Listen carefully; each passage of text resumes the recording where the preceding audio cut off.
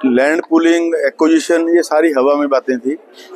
माननीय मुख्यमंत्री जी ग्रामीण परिवेश से आते हैं। उन्होंने मुझे कहा कि राम कुमार जी, जैसा आपके लोग चाहते हैं वैसा हम करेंगे।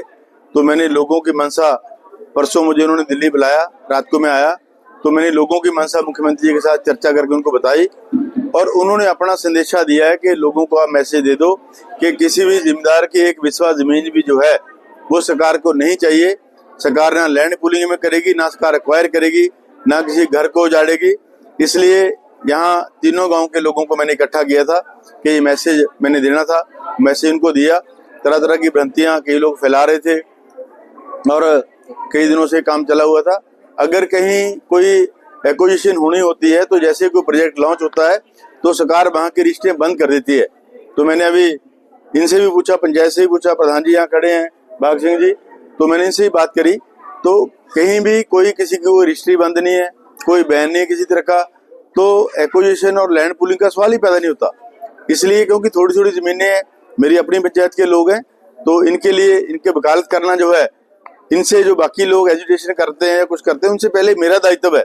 मैं अपना दायित्व निभाते हुए लोग मेरे को एक दिन मिले थे पहले, तो मैंने उस दिन को बता दिया था कि किसी भी आदमी की बिना रजा के जो है वो सरकार कोई काम नहीं करेगी। कांग्रेस की सरकार, हिमाचल की सरकार जो है लोगों की सरकार है, जिम्मेदारों की सरकार है और लोगों के मुताबिक जो है वो हमारी सरकार काम करती है। तो इसलिए मैंने डिक्लेयर किया है कि हमारे जो प्राइवेट, जहाँ इनकी जितनी भी जमीनें हैं, किसी भी जमीन को एक्वायर नहीं किया जाएगा, ना लैंड पूलिंग में ना कोई और।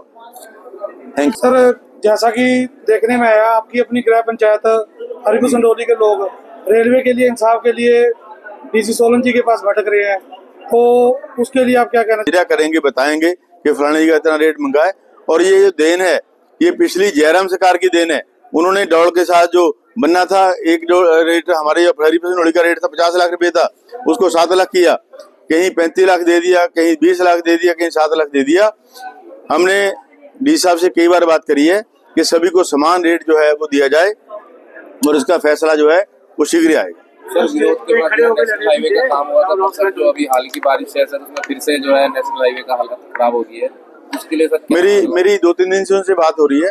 उन्होंने जिस ठेकेदार को ये छोटा काम अवार्ड किया था उसने काम छोड़ा है, उसी रेट पे जो है दोबारा किसी और को काम दे रहे हैं। 5-4 दिन में वो अवार्ड कर देंगे, उसके बाद इसका काम लगेगा।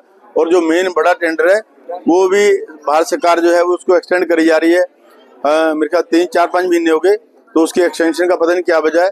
तो मैं फरवरी 10-12 के बाद जो है माननीय गडकरी से मिलने जा रहा हूँ इस रोड के विषय में, और बाकी हमारे जो हरिपुर वाला रोड है उसके बारे में बात करेंगे ताकि इसकी दुरुस्ती जो है शीघ्र हो।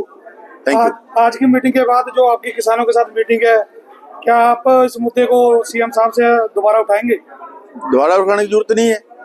सीएम साहब से हरी झंडी लेके मैंने मीटिंग करी है। सीएम साहब ने बोल दिया कि किसी भी जिम्मेदार की जमीन जो है एक्वायर नहीं की जाएगी।